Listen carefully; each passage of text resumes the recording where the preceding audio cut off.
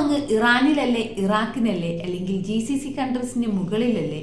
Ballistic ബോംബുകളുടെ മിസൈലുകളുടെ എണ്ണം ക്രമാതീതമായി കുറഞ്ഞിട്ടില്ലേ? അല്ലെങ്കിൽ ട്രംപ് അണ്ണൻ്റെ ആ ഒരു വാചകടി കേട്ടിട്ട് ഇപ്പം ശരിയാക്കി തരാം, 4 ദിവസത്തെ പണിയുള്ളൂ, അല്ലെങ്കിൽ 4 ആഴ്ച, ആ പറഞ്ഞത് 4 ആഴ്ചയാവും, പിന്നീട് അങ്ങോട്ട് 4 മാസവും ഒക്കെ ആയിട്ട് നീണ്ടുപോലെ ട്രംപ് അണ്ണൻ്റെ ആ ഒരു തള്ളൽ കേട്ടിട്ടാണോ നിങ്ങൾ സമാധാനത്തോടെ ഇരിക്കുന്നത്? ഹായ്, ഹലോ വ്യൂവേഴ്സ്, ഞാൻ Areeba, welcome to my new video.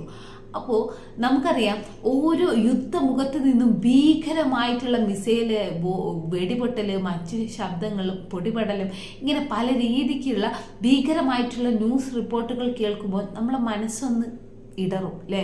നമ്മളെ കൂട്ടുകാർക്കോ കുടുംബക്കാർക്കൊക്കെ വിദേശത്ത് അല്ലെങ്കിൽ GCC കൺട്രീസിലൊക്കെ ഉണ്ടെങ്കിൽ നമ്മൾ അവരെയൊക്കെ ഒന്ന് വിളിച്ചിട്ട് ചോദിക്കും, നിങ്ങളൊക്കെ സേഫാണോ, നിങ്ങളുടെയൊക്കെ അവസ്ഥകൾ എന്താണ് എന്നൊക്കെ ചോദിക്കൂലേ? അപ്പോഴും ഞാൻ ചോദിച്ചെടുത്തു നിന്നൊക്കെ എനിക്ക് കിട്ടിയ മറുപടി വളരെ സമാധാനം നൽകുന്നതാണ്. കാരണം ഇവിടെയൊക്കെ സേഫാണ്, നിങ്ങൾ ന്യൂസിൽ കാണുന്ന അത്ര ഭീകരാവസ്ഥയൊന്നും ഇവിടെ ഇല്ല എന്നുള്ള മറുപടിയാണ് എനിക്ക് പേഴ്സണലി കിട്ടിയത് കേട്ടോ. അപ്പം ഇങ്ങനെയൊക്കെ നമുക്ക് കിട്ടുന്നുണ്ടെങ്കിലും നമ്മളൊക്കെ ശരിക്കും ഈ യുദ്ധത്തിൻ്റെ ആഫ്റ്റർ എഫക്റ്റ് ഇനി അനുഭവിക്കാൻ കിടക്കുന്നേ ഉള്ളൂ അല്ലേ? ഈ കഴിഞ്ഞ ദിവസം നമ്മൾ ന്യൂസ് കേൾക്കുകയുണ്ടായി, 21 ദിവസം നമ്മൾ ബുക്ക് ചെയ്ത് കാത്തു നിന്നാലും നമുക്ക് സിലിണ്ടർ കിട്ടുള്ളൂ, അത് നമുക്ക് അപേക്ഷിക്കാൻ പറ്റുള്ളൂ. അത് കഴിഞ്ഞ് പിന്നെയും കുറച്ച് ദിവസം കഴിഞ്ഞിട്ട് സിലിണ്ടർ നമ്മളെ കയ്യിൽ കിട്ടുള്ളൂ. അപ്പോൾ ഒരു സിലിണ്ടറുള്ള ആളുകൾ എങ്ങനെയായിരിക്കും ജീവിക്കുക? കേരളത്തിൽ ഇപ്പോൾ വന്ന മോഡേൺ ടെക്നോളജിക്ക് ഉപയോഗിച്ചുണ്ടാക്കിയ വലിയ വലിയ മാളികയിൽ അടുപ്പുകളില്ല. പല വീടുകളിലും അടുപ്പുകൾ ആവശ്യമില്ല എന്ന് പറഞ്ഞിട്ട് ഗ്യാസ് അടുപ്പ് മാത്രമേ ഉള്ളൂ, അല്ലെങ്കിൽ കരണ്ടടുപ്പ് മാത്രമേ ഉണ്ടാവുള്ളൂ. അപ്പോൾ ഇനി അങ്ങോട്ട് ഈ ഗ്യാസിൻ്റെ ലഭ്യത ഇങ്ങനെ കുറയുകയാണെങ്കിൽ എങ്ങനെയായിരിക്കും അടുപ്പൊന്ന് പുകയുക? എങ്ങനെയായിരിക്കും ഭക്ഷണങ്ങളൊക്കെ ഉണ്ടാക്കുക? 2 കുറ്റിയുള്ളവർക്ക് വലിയ കുഴപ്പമില്ലാതെ അഡ്ജസ്റ്റ് ചെയ്യാം. അപ്പോൾ ഒരു കുറ്റിയുള്ളവൻ്റെ അവസ്ഥ വളരെ പ്രയാസമല്ലേ? റെസ്റ്റോറൻറ്റിലൊക്കെ ഗ്യാസിന് വില കൂടിയാൽ അവിടെ നിന്ന് ഭക്ഷണം കഴിക്കുന്ന, പുറത്തുനിന്ന് ഭക്ഷണം കഴിക്കുന്നതിനും വളരെയധികം എക്സ്പെൻസ് കൂടും. നമ്മൾ ഒരുപാട് സ്റ്റുഡൻസ് പുറത്ത് പഠിക്കുന്നവരുണ്ടായിരിക്കും അല്ലേ? അല്ലെങ്കിൽ ജോലിക്ക് വേണ്ടി വീട്ടിൽ നിന്ന് മാറി താമസിക്കുന്നവരുണ്ടായിരിക്കും. ഇവരൊക്കെ ക്യാൻറ്റീനുകളും അതുപോലെ ഹോട്ടലുകളും റെസ്റ്റോറൻറ്റും ഒക്കെ ആയിരിക്കും ഭക്ഷണത്തിന് വേണ്ടിയിട്ട് മെയിനായിട്ട് ആശ്രയിക്കുക.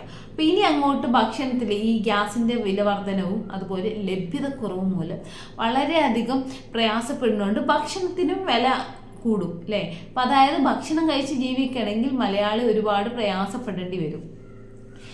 ഇതുപോലെ തന്നെയാണ് ഗ്യാസ്. ഇപ്പോൾ ഒരു ഗ്യാസിൻ്റെ ഒരു കാര്യമാണ് നമ്മൾ വളരെ ചർച്ചയായിട്ട് നിൽക്കുന്നത്. കാരണം അതൊരു വല്ലാത്തൊരു ന്യൂസാണ് പുറത്തോട്ട് വന്നത്.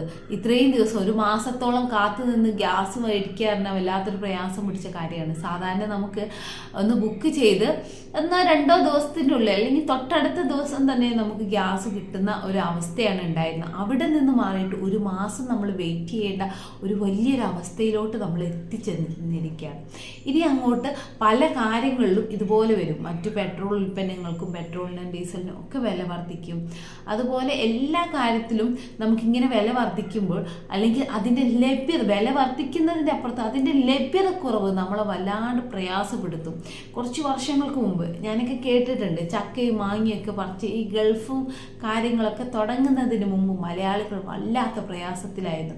ഭക്ഷണത്തിനൊക്കെ ചക്കയും മാങ്ങയൊക്കെ കിട്ടുന്നത് കഴിച്ച് വിശപ്പടക്കിയിരുന്ന മലയാളികൾ ഈ ബ്രോസ്റ്റും അൽഫാമും ഒക്കെ പരിചയപ്പെടുത്തിയത് ഈ GCC കൺട്രീസിൽ നിന്ന് വരുന്ന പണമാണല്ലേ?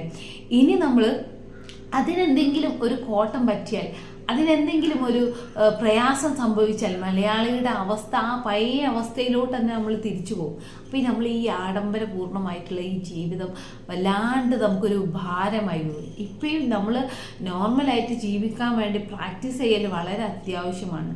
ആവശ്യത്തിൽ കൂടുതൽ പർച്ചേസ് ചെയ്യുക. നമ്മൾ ഈ ക്രെഡിറ്റ് കാർഡും കാര്യങ്ങളൊക്കെ വന്നതിൻ്റെ ശേഷം എന്താ പറയുക, നില മറന്ന് പർച്ചേസ് ചെയ്യാൻ തുടങ്ങി. ഗൂഗിൾ പേയിലൊക്കെ ആവും ക്യാഷ് നമ്മളെ കയ്യിൽ നിന്ന് എടുത്തിട്ട് നമ്മൾ എണ്ണി കൊടുക്കുമ്പോൾ ഒരു വിഷമല്ലേ? നമ്മൾ പോക്കറ്റിൽ നിന്ന് എടുത്ത് എണ്ണുമ്പോൾ ഇത് വേണോ വേണ്ടെന്നൊരു തോട്ട് വരും. നേരെ സ്കാൻ ചെയ്യുക, പേ ചെയ്യുക, ഗൂഗിൾ പേ ഒക്കെ ഉപയോഗിച്ച് നമ്മൾ വല്ലാണ്ടായിട്ട് സാമ്പത്തികപരമായിട്ട് സാമ്പത്തിക അച്ചടക്കത്തിൽ നിന്ന് മലയാളികൾ വളരെയധികം വിട്ടുമാറി ജീവിക്കുന്ന ഒരു അവസ്ഥയാണ് നമ്മൾ കാണുന്നത്. ഇനിയും മലയാളി ശ്രദ്ധിച്ചില്ലെങ്കിൽ വല്ലാത്തൊരു അവസ്ഥയിലോട്ടാണ് പോവുക. കാരണം യുദ്ധം 4 ദിവസമാണ്, ഇതിപ്പോൾ ശരിയാക്കി തരാമെന്ന് പറഞ്ഞിട്ട് ട്രംപ് ഇറങ്ങിയതല്ലേ. ഇതിപ്പോൾ ഇനി 4 ആഴ്ചയാവും എന്ന് പറഞ്ഞു. ഇപ്പോൾ ട്രംപ് യുദ്ധത്തിൻ്റെ അവസാനം എപ്പോഴാണെന്നൊന്നും നമുക്ക് പറയാൻ പറ്റില്ല. കാരണം മൂപ്പരെ കയ്യിൽ നിൽക്കുന്ന ഒരു കാര്യമല്ല. ഇറാനൊക്കെ എന്തിനും വേണ്ടി റെഡിയായി നിൽക്കുന്ന ഒരു അവസ്ഥയൊക്കെയാണ് നമ്മൾ അവിടെ കാണുന്നത്. ശരിയാണ്, ഈ ബാലിസ്റ്റിക് ബോംബുകളുടെ എണ്ണമൊക്കെ കുറഞ്ഞിട്ടുണ്ട്. അതുപോലെ അങ്ങനത്തെ കാര്യങ്ങളൊക്കെ നമുക്ക് വളരെ സമാധാനം തരുന്നൊരു കാര്യം തന്നെയാണെങ്കിലും ഇതിനൊരു അവസാനം ഉണ്ട് അല്ലേ. ഇതെന്താവും ഇതിൻ്റെ അവസാനം എന്നുള്ളതിനെ കുറിച്ചിട്ട് ഇത് തുടങ്ങി വെച്ചവർക്ക് തന്നെ വലിയ ധാരണയില്ല. അപ്പം നമ്മളൊക്കെ ഇനിയും മുൻകരുതലുകൾ എടുക്കാതെ ഇങ്ങനെ മുന്നോട്ട് പോവുകയാണെങ്കിൽ വളരെയധികം നമ്മളൊക്കെ പ്രയാസപ്പെടേണ്ടി വരും. കാരണം മലയാളികൾ പ്രത്യേകിച്ച് നമ്മൾ എക്സ്പോർട്ട് ചെയ്യുന്ന പല സാധനങ്ങളും നമുക്ക് എക്സ്പോർട്ട് ചെയ്യാൻ പറ്റില്ല. എക്സ്പോർട്ട് ബിസിനസ്സൊക്കെ ചെയ്യുന്ന ഒരുപാട് ആളുകളുണ്ടാവും. അത് ഈ ഭക്ഷ്യവസ്തുക്കളൊക്കെ ആണെങ്കിൽ അതൊക്കെ ചീഞ്ഞു പോകും. വളരെയധികം ഫിനാൻഷ്യലി കോടികളായിരിക്കും. നമ്മൾ വിചാരിക്കുന്നതല്ല, എക്സ്പോർട്ടൊക്കെ ചെയ്യുന്നവർ കോടികളായിരിക്കും ഇതിനു വേണ്ടി ഇൻവെസ്റ്റ് ചെയ്തിട്ടുണ്ടായിരിക്കുക. അതൊക്കെ ഒറ്റയടിക്ക് അങ്ങ് സ്റ്റോപ്പ് ആകുമ്പോൾ വല്ലാത്ത പ്രയാസമായിരിക്കും അല്ലേ. അതിൻ്റെ ബാക്കിൽ വരുന്ന ആ ഒരു വർഷത്തേക്ക് നിങ്ങൾ ഈ ഒരു വർഷത്തെ സാമ്പത്തികം ഇപ്പം എനിക്ക് തന്നെ അറിയാം, ഈ കൊറോണ വന്ന സമയത്ത് നമുക്ക് ക്ലിനിക്കുകളും കാര്യങ്ങളും ഒന്നും അടച്ചിടാൻ പറ്റില്ല. പക്ഷേങ്കിലും നമ്മളത് തുറക്കണം. അതിനുള്ള റെൻറ്റിലും കാര്യങ്ങളിലും നമുക്ക് ഡിസ്കൗണ്ട് ഇല്ല. ആ റെൻറ്റ് നമ്മൾ കൊടുക്കണം, സ്റ്റാഫിന് സാലറി നമ്മൾ കൊടുക്കണം. അതുപോലെ നമ്മൾ പർച്ചേസ് ചെയ്ത് ജനറിക് മെഡിസിനൊക്കെ ആണെങ്കിൽ റിട്ടേൺ പോകില്ല. അങ്ങനെ ഒരുപാട് ലോസസ് 1-2 ദിവസമല്ല അല്ലേ, 2 ഇയേഴ്സാണ്.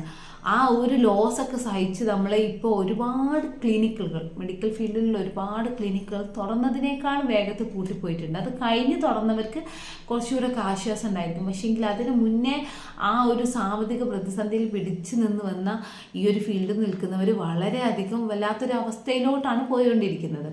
അപ്പോൾ അതുപോലെ എല്ലാ മേഖലയിലും ഉണ്ടായിരിക്കും അല്ലേ.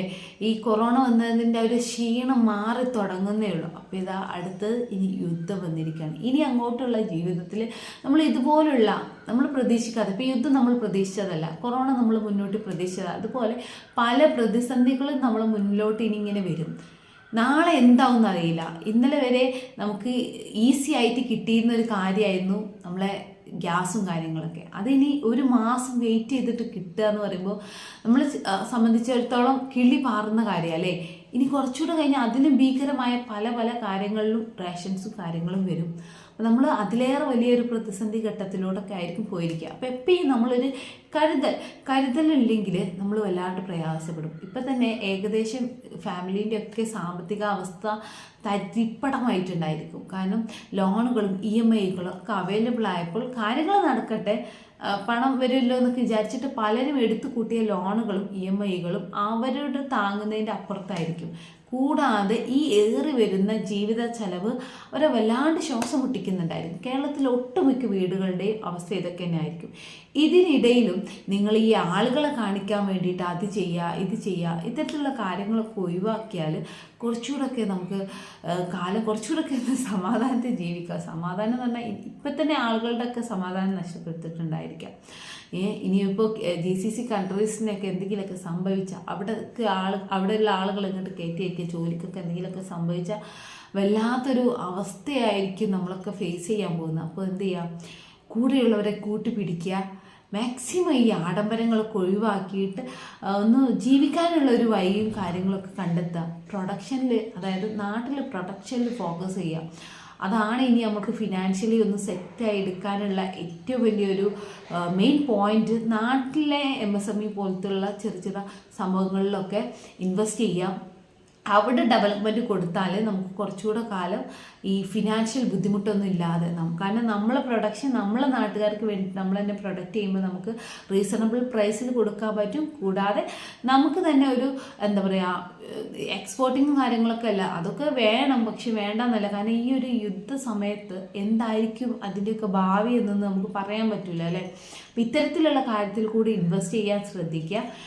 എല്ലാവർക്കും ഒരു സമാധാനപൂർണ്ണമായിട്ടുള്ള ജീവിതം ഉണ്ടാവട്ടെ എന്ന് പ്രാർത്ഥിച്ചുകൊണ്ട് നമുക്ക് നിർത്താം. Thank you for watching this video. Please subscribe and support me.